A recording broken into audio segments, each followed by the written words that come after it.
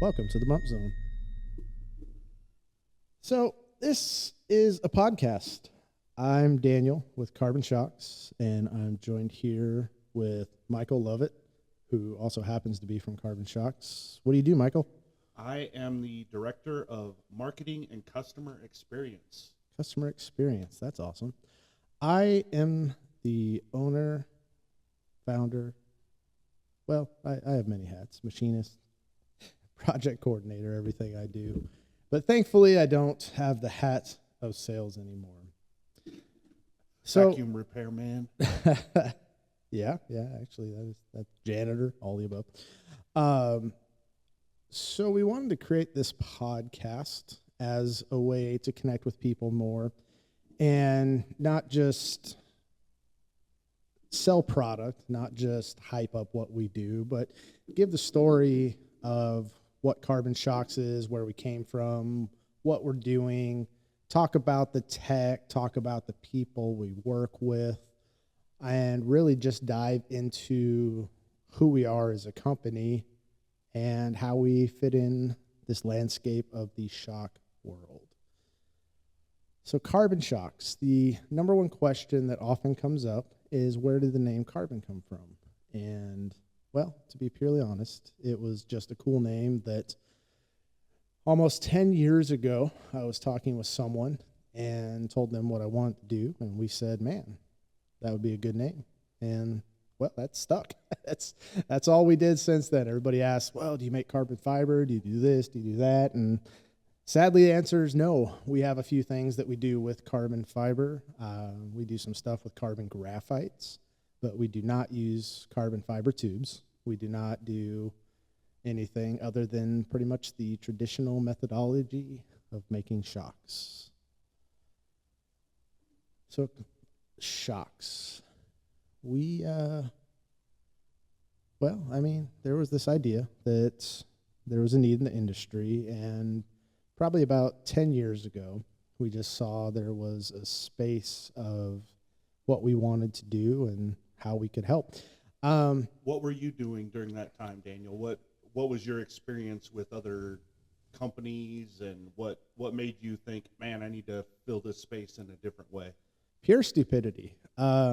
It was, it was, hey, I want to do this. I didn't like what was being done, and I wanted to do it. But my background, let's talk about our backgrounds in the off-road world and why we love what we do and what we do.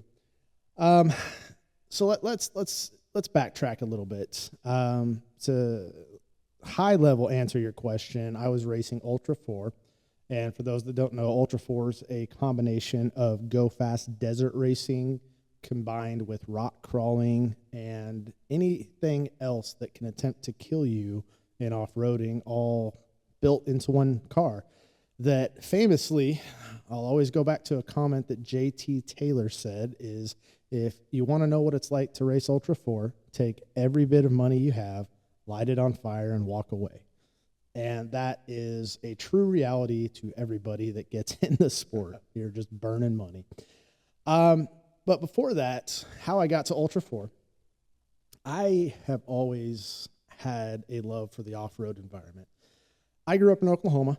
I didn't necessarily grow or have the opportunities to be at the quote-unquote historic type off-roading areas of Utah, California, Colorado. I knew people that went to those states on vacation, but I never had the opportunity to do it myself.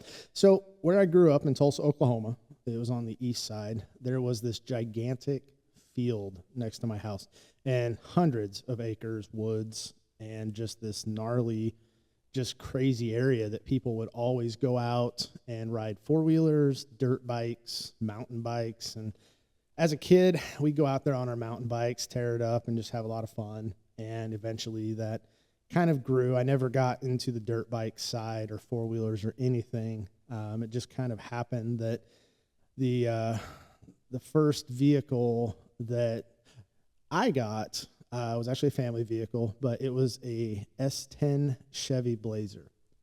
And to be fair, actually, going back and thinking about it, Before Oklahoma, we were in Rapid City, South Dakota. So we did have an outdoor life until about 1994 when we moved. As a family, we went to the lake. We'd go up in the mountains. And so I guess technically I did grow up in an off-road area, and that's really way back when kind of my love for the off-road started. So fast and forward back to Oklahoma, we go out in that field and do stupid stuff. And, just one day, one of the neighbors had taken their truck out there, and I kind of followed them. And we just started having a lot of fun driving over dirt mounds and just getting into trouble and just having a good time. And unfortunately, that truck, that rig, Blazer, whatever you want to call it, it didn't last very long. I went through engines, transmissions, and all sorts of fun stuff on that thing. And it was, oh man, just typical teenage car woes. But after that, I left home, went into the Air Force, and it was during my, not basic training, but my education, specific training. I was in Wichita Falls, Texas at Shepherd Air Force Base. And just as most Air Force bases have, there was a car dealership right outside the base. And every time we'd leave for about 2 weeks, there was a beautiful 2000 Jeep XJ, Jeep Cherokee. Bright yellow, one of the last years they made it, and I constantly saw that thing.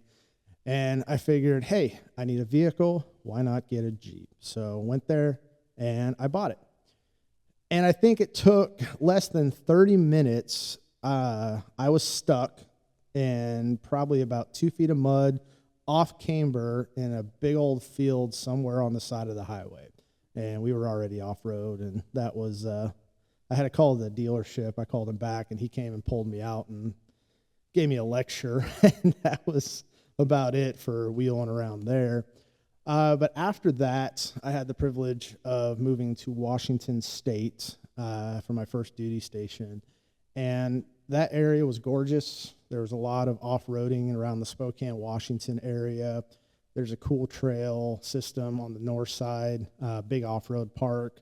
It's either 9 mile or 7 mile something, but it was a big wash, a lot of sand, whoops, you name it, it was there. There was a little bit of rock crawling, a lot of stuff through the woods, and a lot of fun. And it was just, it was a blast. And after, I don't know, it's probably not even being at my duty station a month, I got my enlistment bonus. And of course, you had to burn through that really quick because you're young, stupid, and have too much money. Anybody that's in the military knows that experience. We're not responsible. So the first thing I did, went out, bought a Rusty's, I think it was a 4 or 6 inch lift. I can't remember, but took it to the, on base, there was a place you could work on your vehicle, and what I thought was going to be a weekend of a lift kit turned into almost a month. I didn't know what I was doing, and that was an adventure getting that thing going, but we got it all together and found out that driveline vibrations can be real and problematic, and just had a fun experience of a lifted XJ. And we go all over Washington. We spent a lot of time out in Wenatchee and Lake Chelan and the areas up there. I think everybody has to start with an XJ, man. That's why they're so crazy expensive right now. I had a 92 XJ back in 2000, right after I joined the Army as well, and used my, again, enlistment bonus. I think I went with a rough country 3-inch lift, and then used a Sawzall to fit 33-inch. I don't even remember what the tires were, but they were mud tires, and I had that until I bent it in half. I couldn't afford subframe connectors, and that unibody started to bend. That was the first vehicle I used to take out and go fast, and it was not set up to go fast. No, the XJ is like a rite of passage vehicle in a lot of worlds. The funny thing is, looking back at it, your CJs, TJs, YJs, they weren't more expensive. It wasn't a price point. I think it was just the comfort of the vehicle. It was still a real vehicle, but they were so easy to work on. Just solid axle, 4-link front, normal track bar setup, leaf rear, nothing crazy. They were just easy to work on, and Yeah. straight six was a reliable. It was just a great platform. It's kind of hard to believe it's been gone for 25 years. Wow. We're old. They tried to bring it back in a bunch of different iterations, the nameplate at least, but nothing like the XJ. I actually bought my wife one. 2015, 16, somewhere around there. I can't remember. Actually, Nice. shoot, might have been 2014. My wife wanted a vehicle. Well, she had a vehicle. She wanted something different. She wanted an SUV, so we looked around and it fit. We leased it, and we were like, hey, this should be good. You know, a little bit of off-road capability and good gas mileage. Supposed to be good. And oh my goodness, that thing had so many issues. No. It was brand new off the lot, a lease, and you would think, hey, you know, I'm paying the money, it shouldn't have issues. That car would leave her stranded on the side of the road with transmission issues. It just wouldn't work. I want to say it was like 3 or 4 times she had to call me, and I'm like, well, crud. Like, well, what am I supposed to do, you know? Do we just call and get it towed? We had to call the dealership. I don't even remember. It's been, you know, over 10 years, so I just remember that thing left her stranded a lot, and I'm just sitting there thinking, why am I paying all this money for a lease on a vehicle that is giving her issues? But hey, it had a trail rated badge. What I don't know. I don't even remember. I think some of them did. You could get them outfitted with rear anti-slip and limited slip rear and all that stuff. And they put a trail rated badge on at least a few of them. I had a buddy that had a bright orange one that had the trail rated badge on it. I think they are still making them, but they're definitely totally different world class vehicle. It's the modernized midsize sedan, but anyways, so had that.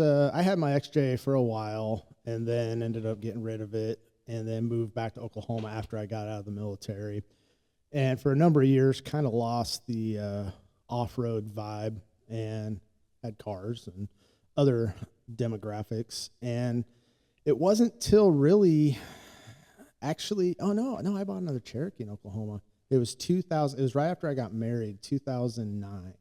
My wife and I were looking for a vehicle. We had cars at the time, and somehow I wound up buying another Cherokee. It was blue, and same year, I think it was, might have been a 2001, but same kind of thing. Got that, and right where at the time we were living in Oklahoma City, and on the north side there was this area where you could have some quote unquote OHV trails ish.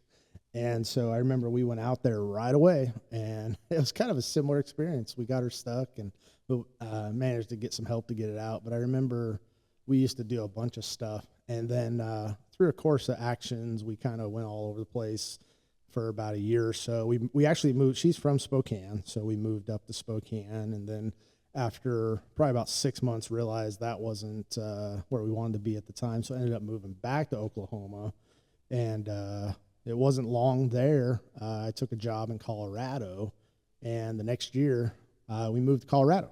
So being in Colorado, especially with a Jeep, got to lift it, got to add tires, and got to start doing stuff. So we did.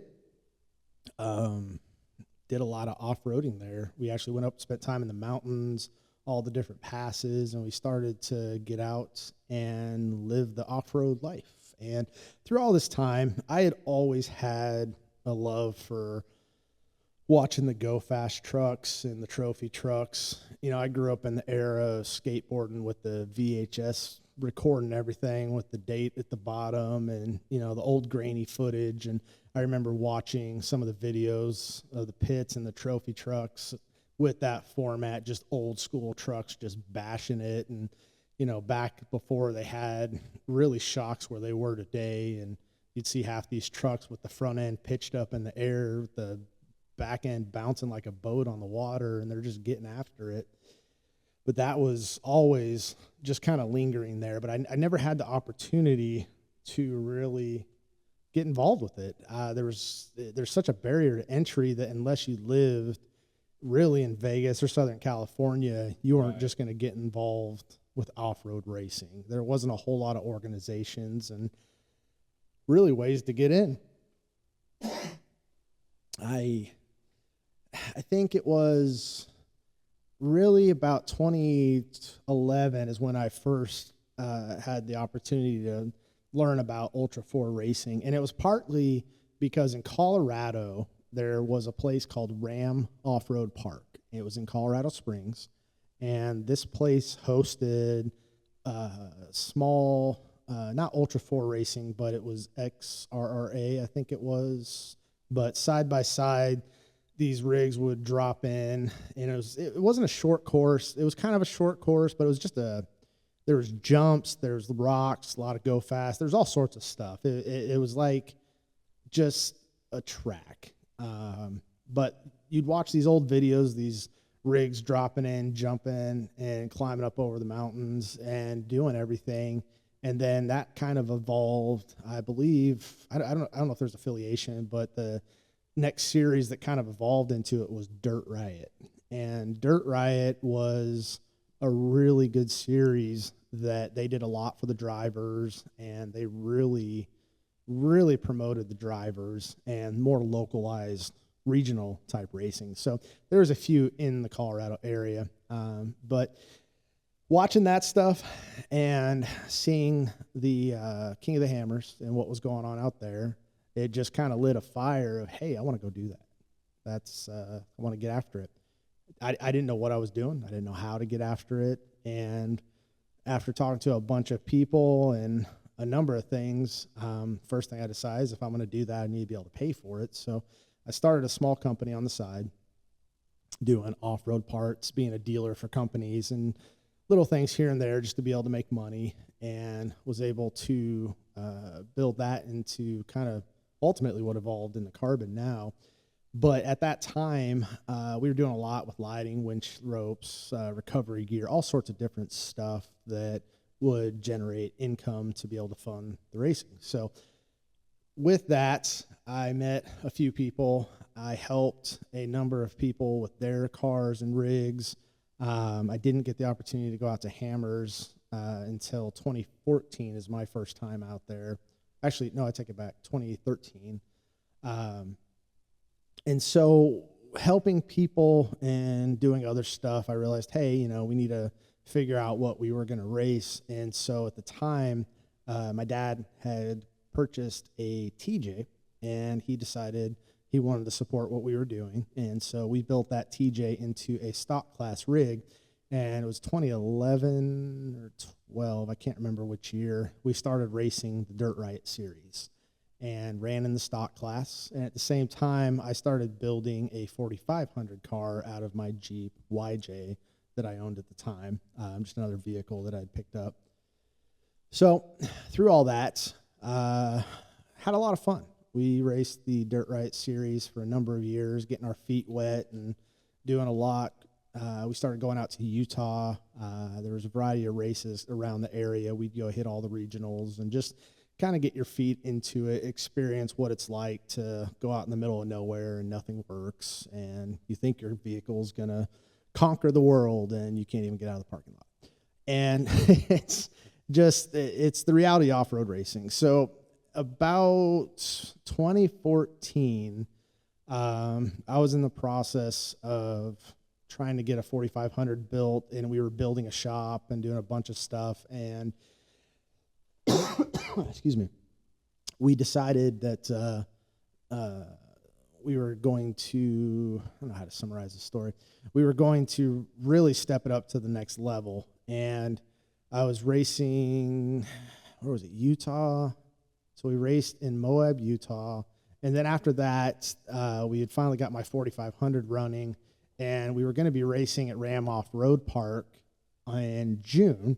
And unfortunately, we were doing some testing. Where our shop was, we had land, and we could go out and test and really get after it, and until our neighbors complained because there was too much noise. But over time, when cars got faster and louder, the complaints came much quicker. But went out there to do some testing, and long story short, there was an accident, rolled the rig, and I was not fully I didn't have all my safety gear on, and I wasn't fully seated the way I should be. And when I rolled it, I actually shattered the backside of my skull. So it was a pretty gnarly accident. I don't remember any of it. I just remember waking up pretty much standing in the shower butt naked with my family standing there and my wife looking at me with this look on her face like, just terror. I don't know how to explain it. And Yeah, she explained the doctors pulling. What was green? Why was there green paint in your husband's skull when they were going in to fix everything? So yeah, the conversations that took place over the next 48 hours were absurd.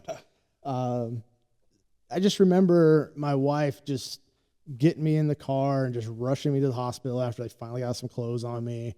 And I remember, I faintly remember going in, and the lady's like, well, what's wrong? She goes, he broke his head. And then I don't really remember much after that until one specific thing. And, oh, this was terrible. So I'm, at this point, they already said, okay, we got to take you back for surgery. We got to fix your head. And, I'm like in and out of it at this time. And I just remember my wife was standing there. My dad was standing there. And the doctor comes in. He goes, hey, I got to go over, the potential negatives of your surgery. And I can't remember how he worded it, but, there's some potential concerns. I just remember I just kind of looked over him. I said, like, what, death? And all I know is my wife, who is by far the strongest person in the world, she basically almost passed out. And my dad grabbed her, held her, and I'm like, oh, my bad. And the doctor just looks at me and he's like, well, yeah. So it's just, me and my just eternal just optimism of making light of situations just really was probably not appropriate at that time. But no, I remember giving my wife a hug. They went in, and I just remember, I remember them giving me the gas, and I woke up the next day. And the doctor was asking me a few things, and he looked over at my wife and he goes, what was green? There was bright green. And, keeping in mind the chassis, the roll cage was spray painted green. So the doctor literally said they were cleaning green paint off the lining of my brain, when they went in to clean everything up and rebuild my skull. And so they fixed me up, and guess what? They sent me home, the next day. And we're just like, what? Like, shouldn't I be here longer? And they said, well, everything's fine. You can, they had me walk down the hall at the end of the day and checking all these things medically that they have to do. And then they sent me home. So I'm at home, and I'm just as a marketing guy, I'm sitting here like, okay, so carbon green isn't just in our blood, it's in our brain as well, or something crazy like that. It's been around a while. The green has always been a color that just kind of stuck with me inside and out, apparently. The worst part about it was when I rolled, it went over, and it kind of bounced me around a little bit, torqued my back, and for the next week, man, I was like crooked. Like, I could tell my back. But the worst thing is, I didn't really feel anything in my head. Like, there was no pain. There was nothing up there. I had a little headache, but there were some long-term effects with just traumatic brain injury that kind of I had to learn about, and just a number of things. But I'll never forget, I told my wife, I said, hey, I'm going to the race tomorrow. She goes, no, you're not. I said, no, we had sponsored a tent or something. I can't remember what we did, but we were doing some marketing, and I was like, I need to be there. And I called a buddy of mine, and next morning I snuck out and we went to the race. And I just remember sitting there, and, about halfway through the day, I think, is when all the meds that they gave me were starting to wear off. And I started feeling awful, and like I made a mistake, and everybody's looking at me like, why are you there? My head's all bandaged up, and it was just stupid. But I as much as I want to say I had a thick head, apparently I didn't, because it was now made out of titanium. But no, I recovered from that pretty quick. The irony is, though, out of all that, the worst thing that hurt out of that accident was actually the next week. I was laying on our back deck at the time, and my daughter came out, and she, oh man, I've done a lot of stupid stuff. I've broken half the 90% of the bones of my body and done many things. But the worst pain I can actually physically recall was that day. My daughter came out, and I told her to come give me a hug, and she ran over, jumped on me, landed on my ribs, and dislocated 2 ribs into my kidneys. And the pain that just shot through me, it was excruciating. I couldn't breathe. I sounded like I was going into labor. I was just short of breath. And, long story short, my dad helped me get to the chiropractor, and they were able to reset them. And I didn't want to go back to the hospital because I was mad at the hospital and just didn't want to go deal with that. And so went to our chiropractor, and they were able to get it taken care of and reset. But holy moly, that hurt. All the pain aside, I wanted to get things worked out with the car. So kind of took a break for a little while naturally. And then it was probably, 3 months later that we really decided, hey, screw it. We're going to try and make KOH this year. So had a couple of guys help me with stuff, and we went through everything and got the car ready, and we got the KOH. Were you still in solid axle at this time? Yeah. Yeah. The only IFS car I had was my 4400. That was years later. But this was a 4500 solid axle, YJ base, single coilovers with bypasses front and rear. For the 4500 class, you can run 2 shocks per corner and bumps. So we ran everything. The car, it was okay. It was definitely, you could tell it was our first build. Of course, we thought it was the greatest thing in the world. We were out there in like a stealth bomber, level of perfection, but, reality said otherwise. So we get out there and we get things figured out, and when you go, and this was actually our second year at KOH. I had went the years prior to that supporting other stuff. I remember kind of getting all my dates right here, but the first time racing was just kind of, I don't know. It's just like this big monkey that you want to get off your back. And I don't know. We got out there, we did it, and, got through lap 1. I don't know. It was like on the backside of lap 1. It was the first year they sent us out over Cougar Buttes. And so we went way out there, and I can't remember what pass we were going over. It wasn't Cougar. I think it was after Cougar Buttes. But there was this one area that was eating cars, and we came over the section, went to go down a waterfall, and the steering wheel just ripped out of my hand, and I could tell something was wrong that was bound up, and come to find out, the reason it torqued actually was the rear end, the 4-link bracket underneath that actually split the tube and ripped it apart. And so our race was over then, and we drug the car out to a spot where it was out of the way. And oh my goodness, the adventure of getting that car out of there was horrid. We had to wait till after the 4400 race to hike up with batteries, a ready welder, and so much stuff to get that out of there. But we did. We got it out, and that was our first KOH race of many. And through the years, we did regional races. We did a bunch of stuff. We got that car in the 4500 doing well, and we did the full series with it. And we kind of really got into a groove. And then we finally decided, I think it was 2017, it was just time to get into a better car. And I didn't want to keep putting money into the 4500 car. That class, it's a cool class, but it just seems like there wasn't a whole lot coming into the class. And then they announced the 4800 class, which allowed you to have a full buggy. It didn't have to have an OEM car or OEM quote unquote chassis.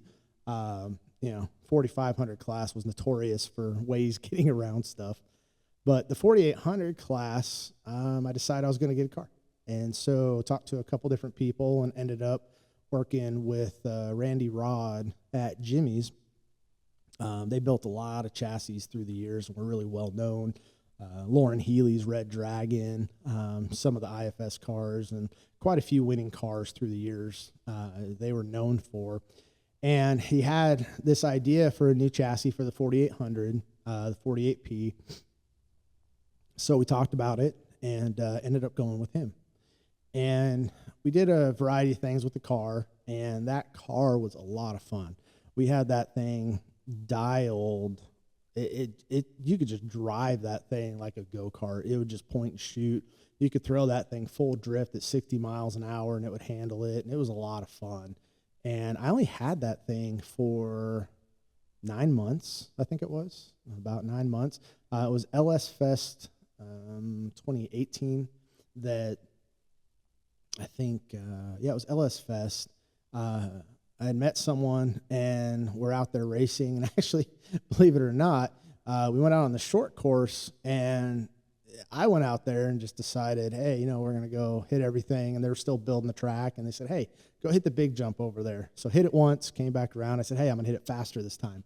And that car was supercharged, and so the way the torque loaded on it, it just had way too much wheel spin with the gears and everything, the way it was set. And so when I went to go off the jump, went to launch it, I probably wasn't going fast enough, but I floored it, and when I was going up it actually spun the rear tires because I was in two-wheel drive, so it didn't grab the traction the way it should have. And lo and behold, shorted the jump, caught the wheels, kicked me over, and I did a front flip at 60 miles an hour. Rolled back over onto the wheels, and I'm just sitting there like, crap, like, really? It's a brand new car. Why do I gotta go and do that? And so drove around. I could tell something was wrong. It broke the way the shocks were mounted. It was higher on there. We had kind of done something stupid on the shocks. Just wanted to try something unique, and it was a little more exposed up top. So when it rolled over, all the impact was on that corner, and it broke the shock. So the worst part about that is I remember it happening, but then after that, I don't remember anything from the rest of that day. And I'm fairly confident I had a concussion. And one of my guys that was with me is like, how do you not remember anything? You were driving me all over Vegas and telling me where to go, and we had to go get parts and this. And he goes, how do you not remember that? That's unsafe. And I was like, I told the guy I was mad at him because I'm not talking to him, because when I flipped the car, he dropped the camera. And literally in the YouTube video, you see me go off the jump, and then right as the car goes upside down, he drops the camera.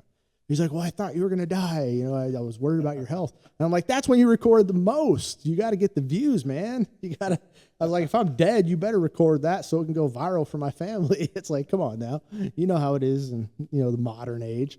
So rolled it, did all that. And the next day, Cletus had come over, Cletus McFarland. He goes, dude, that car's awesome. Because we were in the Torque Storm booth. We were working with them to really push the superchargers into the off-road world. And he came by, he loved the car, and asked if he could feature it. So he ended up sending his tuner over, Faster Proms, and they featured the car on there. And then Cletus came over a little while later and said, hey, dude, you got to get this thing in the burn yard. And I was like, Holly told me I can't because the tires were too big. They were 37s.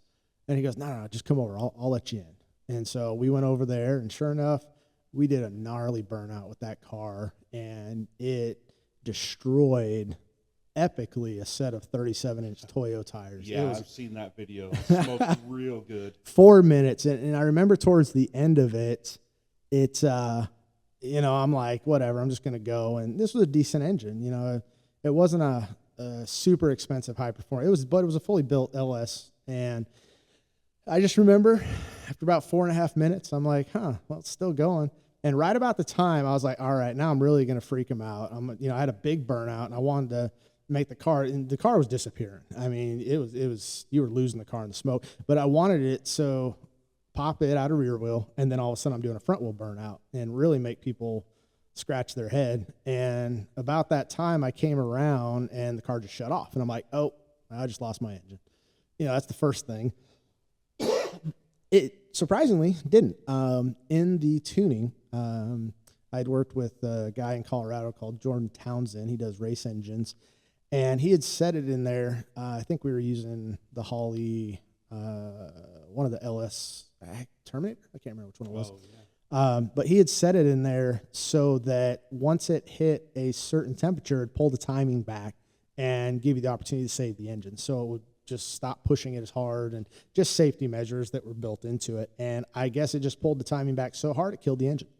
So, like stupid people do, we jumped out and, I got on top of the car and, we were hyping the crowd up, having all sorts of fun. And then when we're done, we expected we were going to have to tow it out. And I was like, yeah, I'm going to see if it'll start. I looked around, I didn't see anything broken. It just looked hot. And, I didn't touch anything and figured, hey, let's just see. And fired right up. And I was like, oh, wow. Okay. Well, it's not blown. Drove it off and drove it back and on the trailer, and we were good to go. But through all that, somebody wanted to buy it. And they made me an offer on the car, and I was like, crud, okay. Well, I just built it. So ended up selling that car, and I got this wild idea in my head. I don't know what possessed me, but I was like, okay, well, 4,800 didn't last long. If we're going to do this, let's just go 4,400. So Jordan had old Baird, Bill Baird chassis, I think it was. He had an IFS car. And, he was always talking about wanting something different. So originally I had talked with him and asked him if he wanted to sell his chassis because he was talking about buying something new. And he actually said, no, honestly, man, I wouldn't want to sell you this chassis.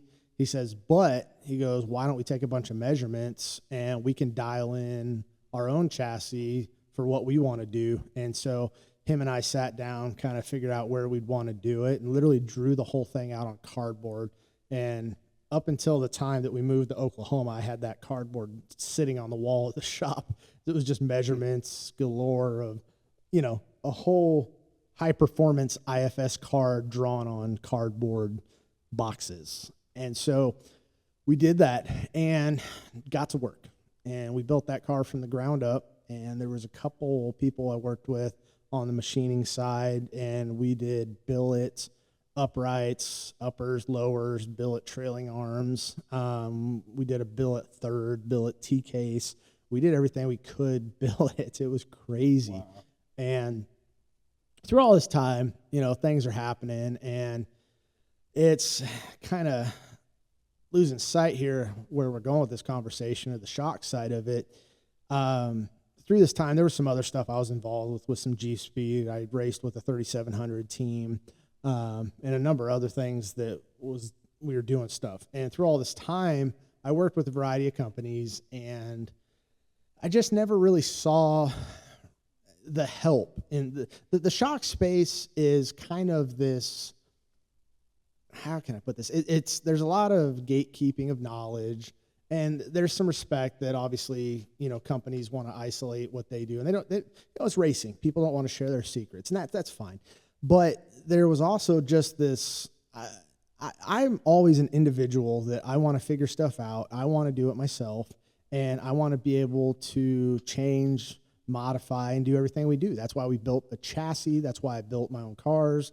That's why I did everything to be able to work on them, maintain them, and just, I don't know. I'm just pig-headed that way, I guess. That's just the way I am. But when it came to the shocks, I worked with a tuner. He did one tune session at Hammers, but, because my shocks weren't the brand that he wanted to work on, he didn't really want to do them. And it's just, people are very brand loyal when it comes to the shock space. But to be fair, it's been dominated by two companies forever. Right. It's only recently, which I say recently, the mid to late 2000s, that other companies have come in and, but the whole thing is, I didn't really see that there was any companies really trying to just do anything different. And I'm just trying to think of how to word this. There was no, shocks became a commodity. There was not a lot of relation building unless you're a trophy truck driver at the top. Even Ultra 4 at the time wasn't getting a lot of the energy that it had. It wasn't where it is today because the desert side kind of always looked down on the Ultra 4 side. They just kind of looked at you as like the redheaded step cousin. It's just the way it was. I think it's all come full circle now. But as far as what I thought, I just felt like there was something different that was needed. And so I had this desire to learn, as we would do our own vehicles, our stock class rig, man, we had that thing dialed. That TJ could go out, you could launch that thing, you could run it through whoops, you could crawl it. I mean, it was dialed, and it was just on a basic set of smooth bodies with a 3.5-inch rough country spring. But we had that thing so dialed, it was a lot of fun to drive. And so it was just that constant take it out, change some sims, see what happens, what if we do this, what if we do that, different oils, different pressures, and just learning about the physics, the engineering. And over time, we started making stuff ourselves for our cars, and we were using a few parts that were on the market, just combining pieces and parts until one day, we realized everything we had made was pretty much our own, minus a seal head or something at the time. And so talking about it, it was like, maybe this is something we should do. And like most, when we first started, we looked at it and didn't have a clue what we were going to make, how we were going to make it, and nor did we have a boatload of cash to try and figure it all out. So we initially took the route as many go, and we said, okay, well, we have connections overseas. We can do this. Let's look at that. So we looked at it and quickly realized that was a horrible idea. And in doing what we wanted to do, we also, I had this desire that I wanted to prove that American manufacturing wasn't dead. American productivity and the American dream still had an opportunity to exist. So when I was building my 4400 car, we had done some stuff, and we were doing a lot with bumps and a few things at the time. Again, just building the business. And the shop that I was working with on some machining stuff had some prior experience with shock stuff. And, in all the conversations, he said, hey, I can support you on this if you want to do this. And I was like, okay, let's talk about it. So we talked about it, did our basic designs for some universal coilovers and a few things here and there, and said, okay, well, let's try it out. And so we built some shocks, and we ran stuff on our cars, and, we made it work. It wasn't definitely perfect or to the level we're now, but we decided, hey, well, if there's an opportunity to build this and make it happen, let's go for it. And this was around 2019, and we were doing that and had a few people that gave us opportunities to do some stuff. And we quickly realized that was not going to work. It's very difficult to trust your company to somebody else. And everything that we were doing was so dependent on everybody else, whether it was something that we purchased, whether it was something that we had made for us. It was just very problematic. We would really have a difficult time with getting parts to work. And in all this time, we're trying to figure out how to get the shock space to work and how to get all of our engineering where it needs to be, our designs where it needs to be, and keeping up with the Joneses, kind of, we got to make sure we offer this or that, and just trying to figure it all out. And still working on the race cars, working on our YouTube, doing everything we were doing. And so, it's pulling everything in every direction. And we still had our other company that was paying for the racing and everything we did. So it was very difficult to really balance everything out. At the time, there was only a few of us. It's not like we have a big company or anything like that. I was doing 99% of the work. There was people doing some packing and shipping, and I had a guy that was with me in Colorado, Joe. Joe's probably one of my best friends, and he just popped up one day and never left. And we're still friends to this day. Not even when you set him on fire. No, He's still no. stuck around. Or ran him over, tried to kill him in one of the many ways in the YouTube videos. Oh boy, there's some history there. Oh yeah, go back and watch those if you haven't seen them. Oh my goodness, it's fun to go back and watch some of those videos and just be like, wow, how do we survive? And I think it was just a lot of fun. But we're trying to race, and we're trying to build a company in many different layers. And one of the themes that kept coming up was you can't do everything good. And so there was a hard reality that was coming that if we were going to really compete and not, the whole reason we started the company is because we didn't want to make a commoditized product. We didn't want to make just another product that customers are just a number that, thank you for buying from me, who cares? We wanted to fix the experience of what we dealt with, in that you go buy shocks and that's it. If you want tuning help, go pay a tuner, thousands to tune your rig. If you don't know what you're doing, good luck. There's no advice, there's no knowledge, everything is closed off. And, internet forums, you go on Pirate to try and Pirate 4x4 online to try and look up old stuff and learn, and Race Desert, all the forums, and learn about what people did and are doing. And, that's where it was in 2015. And so we learned a lot as far as working with our own stuff, that we felt, okay, we could do this. And then that's kind of what pushed us. But what really kind of got to us was, again, putting all of our trust in trying to make a product through someone else. And so it was around end of 2019.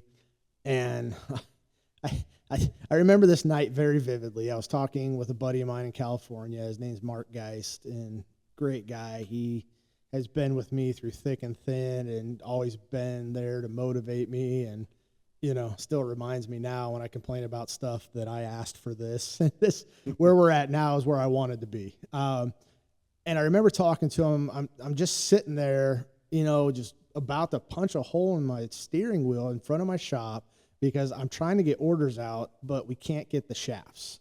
And I'm like, why is this so hard? It's a shaft, it's an easy thing to make. And we couldn't get this, the person we were working with to deliver. And I'm like, I am not going to let we talked about it. I was like, I'm not going to let, this be the future of the company. I can't. And either I'm going to throw in the towel right now and just quit, or I need to figure it out. And Mark just said, well, why don't you just do it yourself? Yeah. And I said, I don't know what I'm doing. Last words. I don't know anything about machining. I've seen rumors that people think that I own a machine shop and just happen to make shocks, or I worked for another shock company, or all this stuff that is not even true. I didn't do anything. I had zero experience, and I said, hey, we're going to figure this out. So that's when we decided that, if we're going to build this company into what we think it can be and what we truly believe, then we need to build something that we control every facet of our manufacturing. And so I started looking at machines, and holy cow, they're expensive. You don't know if you have no idea about CNC machines, and you just start Googling and looking and learning, you don't know what brand, you don't know this, you don't know that. You think you need something the size of a house, but you don't. What do you buy?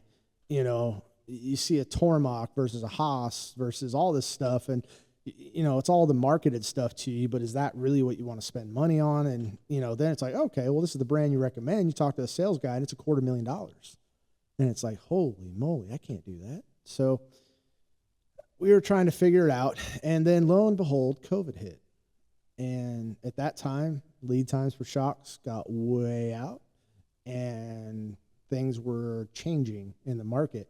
And in a lot of ways, for us, COVID opened the door for us to be able to walk in and be able to have some opportunity to do things. So I stumbled across a local shop in Denver. We were in Denver at the time, and told them the challenges I was having. And I had a manual lathe. And so all of our shafts I was making on a manual lathe. That was an adventure. And talking with him, he's like, well, we have all this oil field work, and so we have these specific machines that don't really have any work because it's smaller. We'd love to work with you on it, help you out, and I think we can do it. So got with him, started figuring some stuff out, and then through all this, I finished my IFS car, and I took a break on the IFS car because I had gotten in a stupid vehicle accident. A guy hit me from behind and smashed my face off the steering wheel and messed up my vision a little bit. And so I had to take a break for a little while from that. And, about the time I got back in my car, my depth perception was not exactly ideal. And, if you don't have your GPS set up in your car so you have your speeds gauged for going off jumps, you really probably shouldn't be sending it off jumps if your depth perception sucks. And I made a mistake and I broke my back. So I remember, and I just remember it happened, and I'm just so mad because, I'm trying everything to get this car done and all this stuff. Again, trying to do all these different things to make something a success of what we were doing. And Joe pulls me out of the car, lays me on the ground. He said, he's like, "So are you done?" I told him I'm done. Of course, I'm screaming in pain, irritated. I'm like, "I quit. I'm done racing. I'm not having fun anymore. This is way too much work. I can't do this by myself." And, I was like, "It's time." And because we had built the car on YouTube, there were several people that had inquired about purchasing it. So ended up sold the car, got a couple machines, and put a vertical mill in. And I put a lathe we kind of got screwed on lathe, actually. Put a lathe in, but it had issues, and we never got it running. So we ended up, we got another lathe outside of our manual lathe. It was an old Okuma, and I'll never forget the transition of going from a manual lathe to a CNC lathe. Man, it would take me 30 minutes to turn a shaft properly on a manual lathe, and all of a sudden we're doing this thing in a little over a minute. And even now it's faster, but the transition was just wild. And it was just a series of opportunities, figuring it out one step at a time. And all of a sudden we had some people wanting to buy the product. And at the time, we weren't making everything in-house. We were only making a few parts, and we had parts coming from here, from there, just all over the place. And the problem when you have stuff coming from everywhere is, unless you have a dialed, dedicated QC process and just a level of precision in everything you do, that you're going to have mistakes. And so we made some mistakes, and we had to grow through all that. And the thing that kind of just stuck with us all along the way is, every time we had a bottleneck, it had to do with outsourcing or just trying to think how to word this. It just had to do with stuff that was outside of our control, and even delivering on time. I remember, the first time we were spinning some aluminum parts, and we would slowly just bring a part in house and continue to build on it. And I was so excited because it was like, oh man, we just did 100 parts. Now we got to get them anodized. I can make 100 parts in a day. And then you go to get it anodized, and they were 7 weeks out. And it's like, what the heck? How am I supposed to deliver when everything is so crazy? I'm like, all I need is just a black coating and anodize. It can't be that hard. Well, anodizing is hard. That was one of the hardest things that we brought in house, to be honest with you, because trying to keep that color consistent and dialed for the functionality that it's supposed to be was just totally, oh man, it's taken 5 years to get where we are now, that we have a consistent process. And I'd say where we're at now, we've gotten past all those barriers. But anyways, so kind of landing this plane here, over the years, we would see a need, we would learn how to do it, we'd develop it, and we would build on it. And there were times that we definitely did things wrong and had to fix mistakes that we made, and dove in a little bit too deep. And, I have this ability that if I'm going to do something, I'm going to dive in head first. And, we stopped racing. We closed off the other side of the business. And it was really around the end of 2020 that we kind of just said, we're going everything, and put all our eggs in the basket of the future of this company. So in 2020, it was around 2020, 2021, we got to the point where we had 5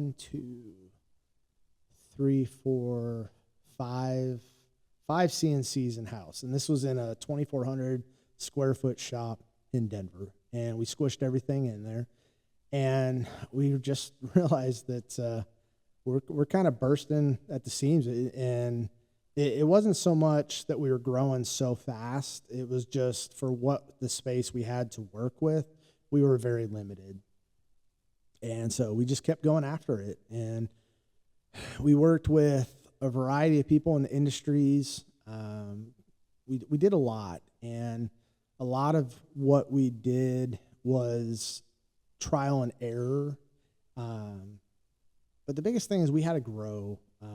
There's a lot of areas that we didn't know getting into being a manufacturing company. And the reality is you don't know what you need to know until you need to know it.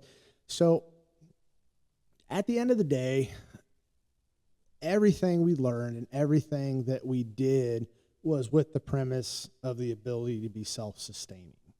And through the years and just the opportunities that were presented, we just had to figure stuff out on our own.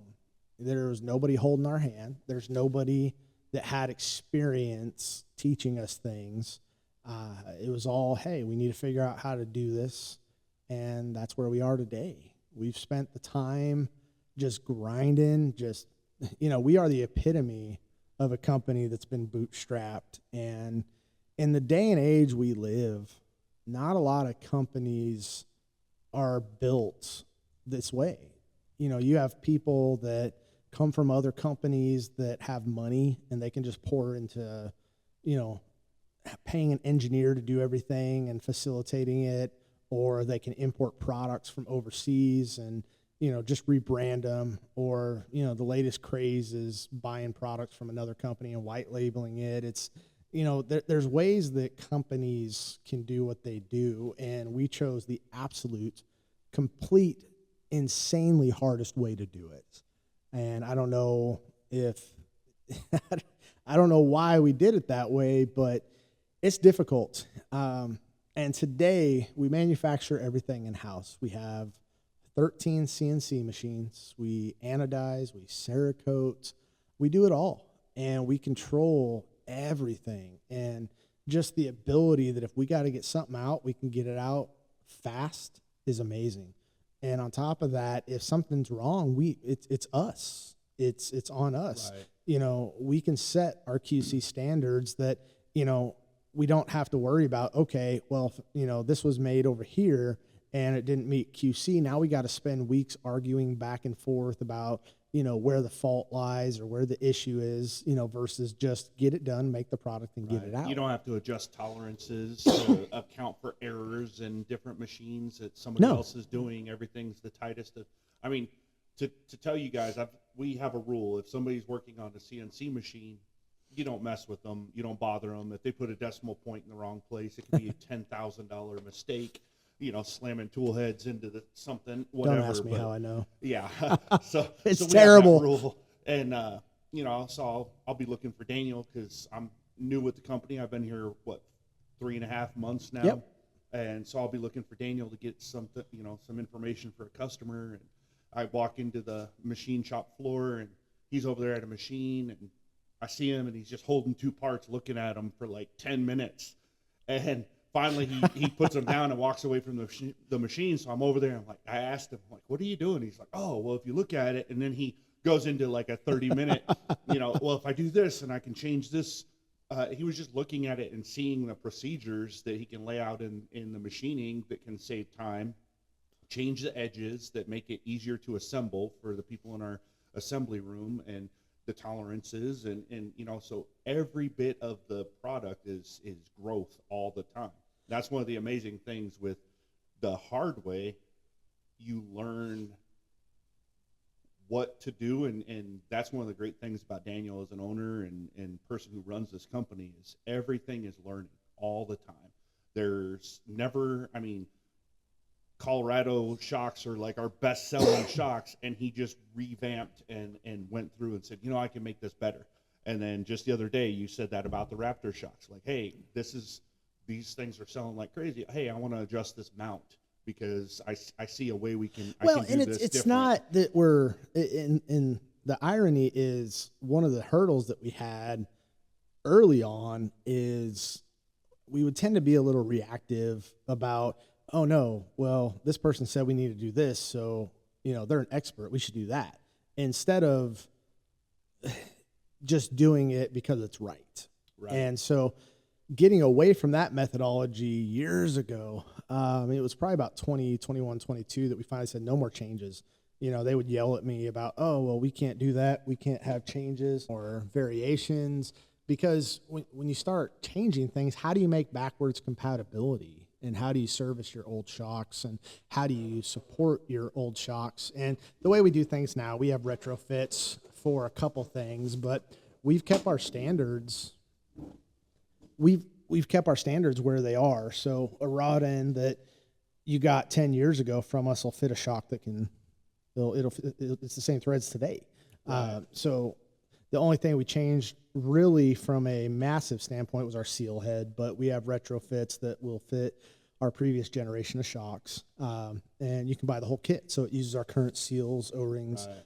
and all that stuff. And getting It's away more, from more a manufacturing and day-to-day operational learning. Yeah. That And like with the Raptors, that's more, hey, I think we could provide a better reservoir mount, or we Yeah. could, provide something that makes the install easier and seamless. And we're always looking at all our products at how can we make our customers' life easier, make the install simple, foolproof, and just, we have this just such a customer-driven mindset in everything we do, that's the whole purpose of the company. We're not commoditizing a shock of just selling as many as we can to whoever we can.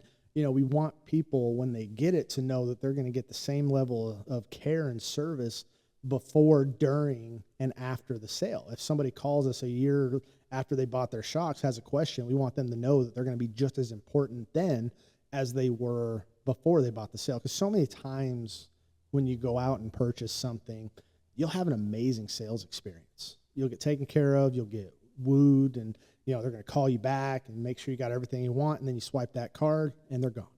Yeah. Can't get a hold of anybody, nobody cares.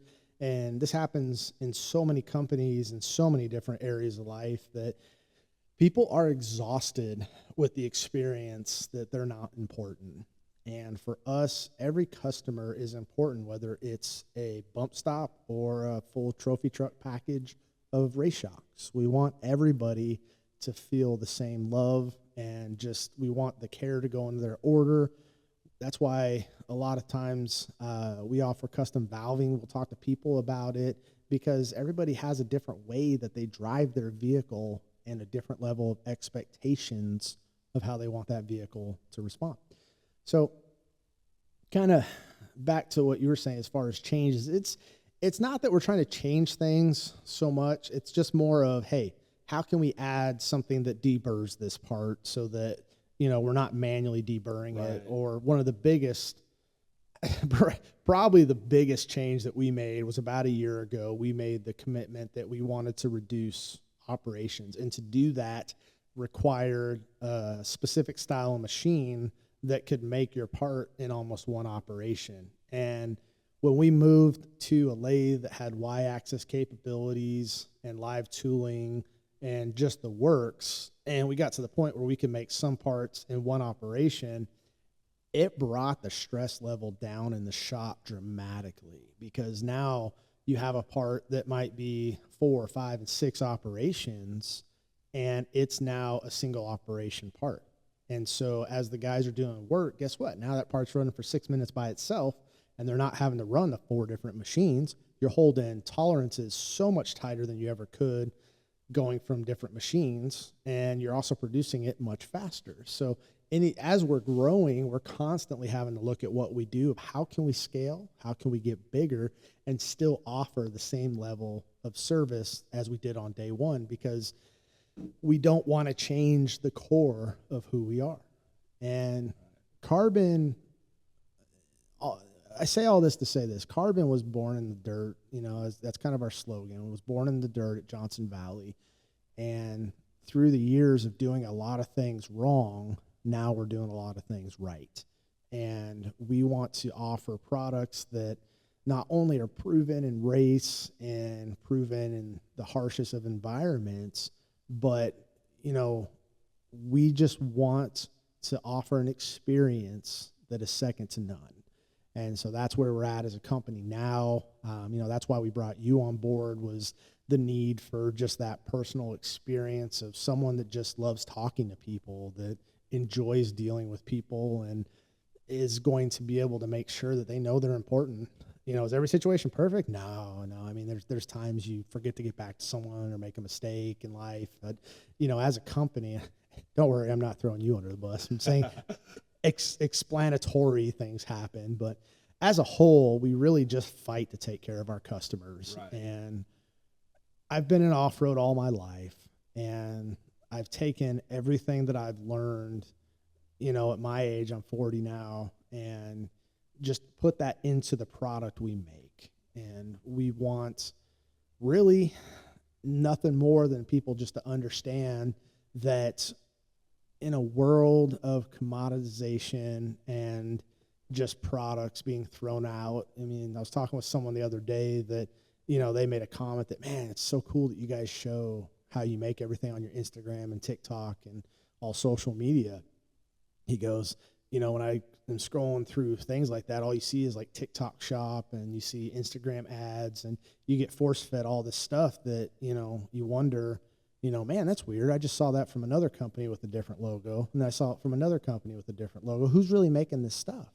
Who's really doing this? What are you buying, and how are you buying it? And your company says, no, you're using American-made materials. You're showing how you made it. Nobody in the shock industry has ever done that before. Nobody's shown the true background of what it takes to make the product. And on top of that, nobody has ever been willing really to expose themselves to the scrutiny that we have. The shock space, kind of like I said earlier, is tough. It's harsh, and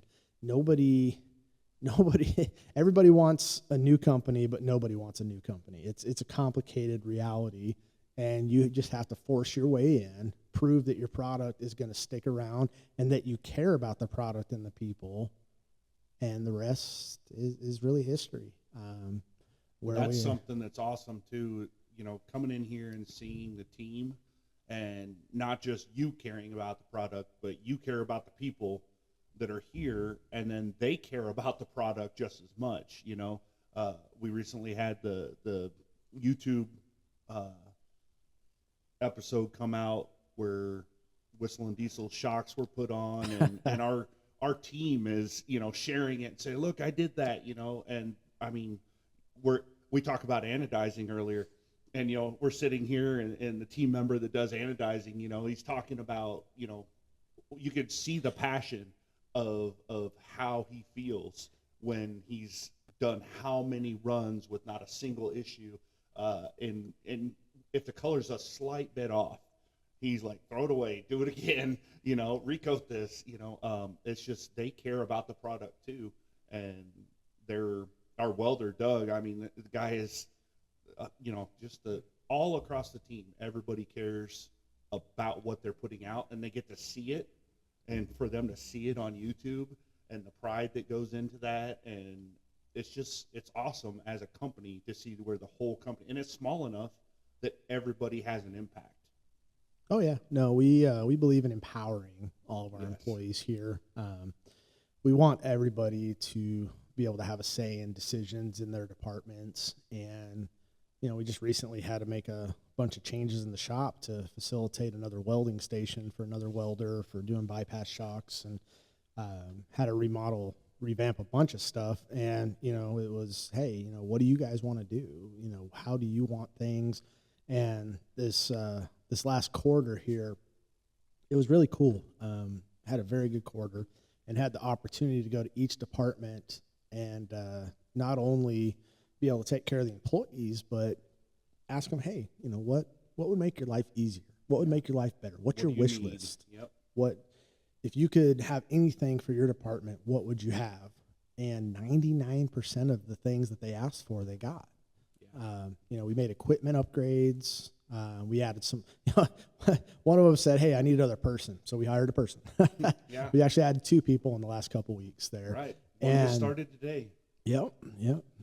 And it's just nice that, the people say, hey, we need this stuff, and they can actually get it, and they can see the change and be a part of it. And as a company, the whole goal from a company standpoint is I want a good place for people to work. I want them to come to work, be able to enjoy their job, have a positive atmosphere that they know that they can grow.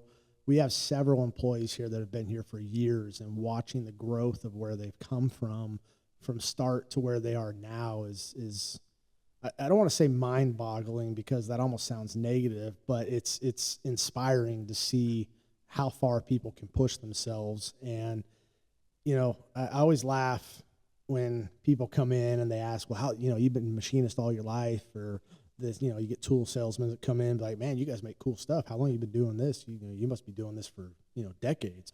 No, it's literally after I broke my back, we bought machines. I watched YouTube and learned how to run machines.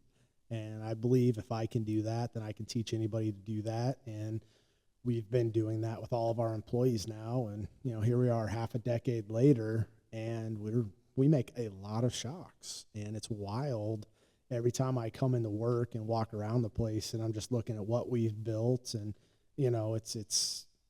it's amazing. And we're not even at the precipice of what we have in front of us. We have so much opportunity in front of us in so many areas that if we can continue to inspire and empower our team to grow their areas with what they need and be able to build them up to where things are humming along great, then that gives, you the ability that when you talk to the dealers, the customers and everything, that we commit to a date, we deliver by that date. We know if we can deliver, if we know and that when we're giving the customer a product that, every employee here cares about that product. So they're going to get a good looking product that works really well, that has layers of QC, that is putting out perfection, and it's something we control every bit about it.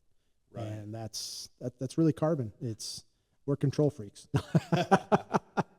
No, it's we're Carbon, and we are a company that cares. And I know that's cliche, and you can tell that to everybody. So we choose to show it through our actions. And the reviews that we see online are amazing to hear the stories that people tell. And unfortunately, there is some negative. And again, we attribute that to where we came from. We made mistakes, and with those mistakes required a lot of learning. And every mistake that was made has forced us to be better. And we're going to continue to get better. And now we're at a point where we are doing a lot, really hyper-focused on the racing side. We're doing a lot with the mega trucks. We're the title sponsor for Premier Mega Truck Racing, and we have a lot of people that we have changed them from their existing shock package to ours, and they went from the back of the pack to podium. Almost every race in 2024, when we first started doing that, they were on the podium. And 2025 had a very high success rate as well, and that's part of why we partnered up with them. We're doing a lot more in the desert side. We have a lot of cool stuff that we're being a part of and getting more involved and hyper-focused in that area, because we want people to understand we're not just making shocks that, are going on trucks and parking lot shows, and it's a shock that just gets bolted on and performance, goes out the window. What we're building is meant to be abused. It's meant to go out into the environments. It's meant to go out and have the crap just kicked out of it. And after we were at SEMA this year, and after SEMA, we did what we call the first annual Carbon Cruise. And I don't remember where the idea came from, but we were talking this summer, and it was like, man, we're going to SEMA. Everybody hates SEMA. It's SEMA. And, everyone's like, oh, you just go there for the show trucks. And then after the show, all the show trucks go out in the desert, and they take their pictures. The dry lake bed pictures. And yeah. They're like, oh, we're off-roading. And it's like, oh, are you, though? And it's like, okay, that's cool. You guys go do your thing. But, we're just like, man, we need to do something different. So we decided after SEMA this year, and it all started probably with your TRX, because we were doing a lot with your truck there. And it was just, man, we need to prove that SEMA's not about just the show. It's about getting out there and getting after it. So we synced up with some of the guys in the DTX group, the Dodge Truck Extreme. And boy, we have a fun history there. That could be a whole episode in That of needs itself. to be an episode right there. The DTX. Talk about learning and getting drug across the internet and all Oh, those my fun goodness. things. Yes. I wonder if I can get Don Thurin on here. Oh my goodness. Quote me on that. We'll see. But the reality was we want to get out there and show these shocks work. So one of our guys in Vegas, one of our local representatives there, Rich, he worked with a gentleman named Lou out there, and they planned out the route from, was it Henderson to Laughlin? Yeah. Was that what it is? Just outside of Vegas, and we put together a run. We had about a dozen, I think it was about a dozen vehicles, Broncos and Rams. I think about half of them were equipped with carbon, which was awesome.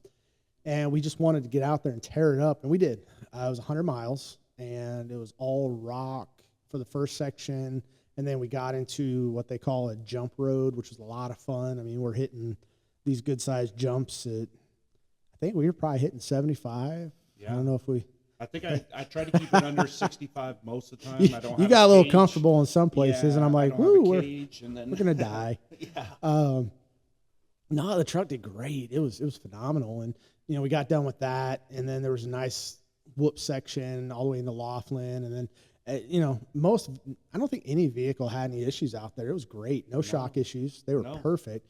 And the only time we ever had an issue was at the end of the run. When I told you to drive over, hey, we need to get a picture in front of the mountain, and you drive over there, and then we go to leave, and you run over a cactus and pop your tire, and I'm like, well, my bad. Hey, but then the real fun started because we went and ate, and then went to some power line road that Lou knew of near the hotel where some guys from Cali were staying. Well, that was because Logan Pilkington, he did. I think he just traded it. He's got a truck, long trailing arms. I can't remember the lengths, but he's running 4.0 bypasses, a 2.5 coilover, I think. And then in the front, we manufactured him a 4.0 coilover, big boy, custom springs, wild spring rates. There's a lot of engineering that went into that. And my goodness, man, we were out there and they were talking about, oh man, nobody's really been able to get over, 65, 70 out here, or whatever it was. It was fast, but people were having it. They were good sized whoops. I don't want to throw out there these were trophy truck whoops, but Barstow, Maine could be competitive to this whoop section. Yeah, it was crazy. So we get out there, and next thing I know, I'm like, well, here. All of a sudden, Logan took off in the distance, and he was gone. Like, he was way down there. And then all of a sudden, I just see flashing lights and realize it's his lights bouncing. And, dude, he came flying past us, and we're all just sitting there like, holy crap, how fast was he going? And, y'all, this is a what is it, 3/4 ton or 1 ton Gen 1 Dodge with diesel. A Cummins diesel, solid axle, front axle still. Is that Gen 1 or Gen 2? Sorry, Gen 2. You're right. Yeah, Gen 2. I don't remember all the generations. Yeah, it's a Gen 2. That thing, and it sounds like a jet engine because that turbo's screaming as he goes by. All you hear is turbo scream and tire noise, and just it was gone. Craziness. It's and then finally we told him, he was going to do it a few more times. And he said, "Hey, I got more in me." I'm like, "What?" Like, holy cow! And he said he was going to get after it. So we took a video and posted some videos, and he said he was almost hitting 100 miles an hour. And in the video, man, everyone's like, "Oh, you just sped that up." Yeah, they accused us of speeding it up. No, it didn't. Because after that, I got in. Yeah. And that was the first time I had gotten back in something that fast since I broke my back. And I'm sitting there thinking, okay, my back did fine, after all day today, let's see how it's going to do this. And we get in there, dude, that truck just took it. All of a sudden, we're doing 50, 60, 70, 80, 90. We come flying through there. And, we were almost 100 miles an hour. And it was funny because his wife, when we got back, well, that's not fair. How come he got to go faster than me? And he was boogieing, and it took it. The shocks were toasty. But the thing he said that was wild is he had never been able to push it that hard just because it wasn't the front end just couldn't take it. He didn't have enough shock, the spring rates, just everything couldn't take it. So to be able, and the other thing that was wild too is every time he had been out, he had been running the 4.0 bypasses for probably a year and a half now. And anytime he went out, he said, "Hey man, these things don't even get hot." And I've got videos of him just slamming whoops, jumps. He was at a Terra Crew event, just destroying it. We've got a picture of him hanging on the wall here, the whole front end of the air. And, he's just decimating this thing and never got hot. And that day we were out there, he said that he could never get them hot because he could never push it hard enough. The front end was just running right through it. So being able to get into a point where it's like, holy cow, you're putting heat in those rear shocks. And, he's like, I don't know how much faster this thing has left in it to go, before the engines, that's it. And so being able to see that as the end of the day was awesome. Oh yeah. And then you said, hey, I'm going to try it. Yeah. And then you realized I don't have 50-inch trailing arms. Right. And I still took that at like 60 with the oh yeah, smart you cap were on 60 the back, plus. And that thing was flying through. The first time I went through, I forgot to change the tune because we had tightened it up because we were back on the road. Back on those windy roads back into Vegas, and I wasn't planning on taking it through anything else. And boy, that was an experience. Well, yeah, and then we turned the tubes, and I was so happy that we had the quick clickers on there, and makes the TRX. We use we don't have to use the toolless adjuster, or we don't use tools on the adjuster. So that day was super nice to be able to just make some adjustments, tighten up the rebound. So the cab, because you didn't have a rear sway bar on the back. No. And because we had put the Fouts front lower arms, you didn't have a sway bar on the front. So, you were a little wobbly there. Yeah. And loosening it up for the desert and everything we did. I mean, it was fine for what we were doing, but on the highway, driving, 75 plus, you could definitely feel it. But yeah, that first time you came through there, I was waving you down. I'm like, stop. I'm like, I didn't stop. Like, hold on, let me fix it. He just took on by. Then he came back. I'm like, no, I'm going to make some adjustments and opened everything back up, dialed back to the settings for where it needed to be. And next time through, it looked way better. Oh, yeah. It looked way better. And it's definitely progress. And did Rich go? I think Rich went. I think Rich went once, and he hadn't tuned his, really spent any time, and definitely didn't have the time in the seat that you and I did. He just comes, meandering through it like 45, and he's like, I'm good. Yeah. I'm like, come on, Rich, let's go. He goes, no, I'm good. I'm having fun. I'm like, hey, you went though. That's what matters. So yeah, for sure. But no, that was a lot of fun. That was kind of the highlight of everything that week, and then just tighten everything up, hopping back in. Nobody had a single issue, and it was also good because even on Logan's truck at those kind of speeds and shaft speeds and heat, not a single drop of oil. There was no wear ring on the shaft where the oil seeps out. It was good to see the shocks do really well, and they continue to do well with everything that we do and everybody else does. And it's those kind of things that we want people to understand that we're building a quality product and what it's made to do. And over time, we think that I think that people will start to realize that the more people that get our product, the more that it works well. And it's not falling apart. It's not failing. Their trucks are working really well. Obviously at the end of the day, from a tuning perspective, you can't hit them all out of the park, but we've developed some methodologies about how we tune and what we do. And, that's for another episode. We'll get into some spring frequency discussions that'll break some hearts there about some things, but we're not even going to talk about the TRX springs. But as a whole, we started from the beginning, and we've worked our way through it, and we could ramble for hours about everything we've done through the years, but we'll save that for another podcast. And Michael, you got anything else you want to add? No, man, I just thank you for letting me be a part of this. And, I was a customer. I was looking for something different for my TRX. There were two companies making shocks for the TRX, and nobody could answer my questions. I had questions. I couldn't get the support that I wanted. And then I heard this rumor that this little company that was 90 miles away in Oklahoma City was making, they were thinking about making shocks for a TRX on the forums, and reached out and came to an open house and sat down and talked to Daniel and heard, most of this in an hour and a half discussion. The owner of the company, I found out at the end, it was the owner of the company telling me about it. And I was like, yeah, take my truck, let's get this done. I'm going to email you on Monday. You almost didn't get it back. Yeah.